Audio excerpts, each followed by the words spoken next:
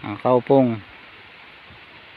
Ayan po, nakikita niyo po mga kaupong nasusunog na laguluhan at pilik-anluangan. Asum po natin para kitang kita po natin kung ano nangyayari. Ayan po, ang tuloy-tuloy po.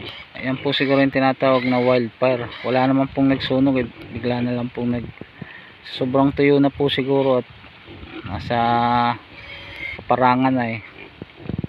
Ayan po, kikita nyo po ang lakas ng usok. Ayan, abot na po dito oh. Ayan po mga kapong. Talaga po naglalagablab ang damo po yan. Yung po bagang yung pilikan lang po yun, yung yung mga tangkay po yung ginagawang pang tali sa mga naglalako ng isda, mga nilalako dati, mga nakabilaong isda, yung sunong-sunong, yun po. Ito na pong iba ay mga lagulo, yung mga mga parang fern, siguro kalahi po yan ng fern. Ayan po, tuloy-tuloy po mga kaupong ang kuwan.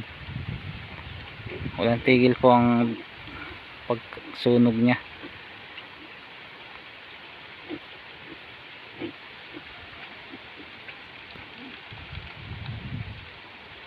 Talaga pong naglalagablab ang sobrang tuyong-tuyo na po kasi yung mga pilikan nung ay ito naman pong lagulo ay yung mga may mga tuyong dahon pero pa po, green pa po yan. Ayan po oh.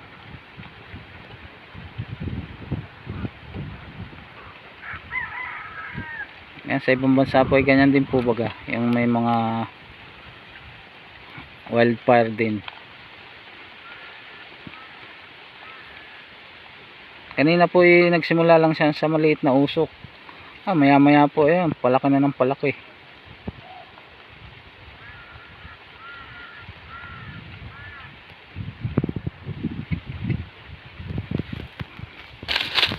Kahit saan po tayo kuman mga kaupong oh.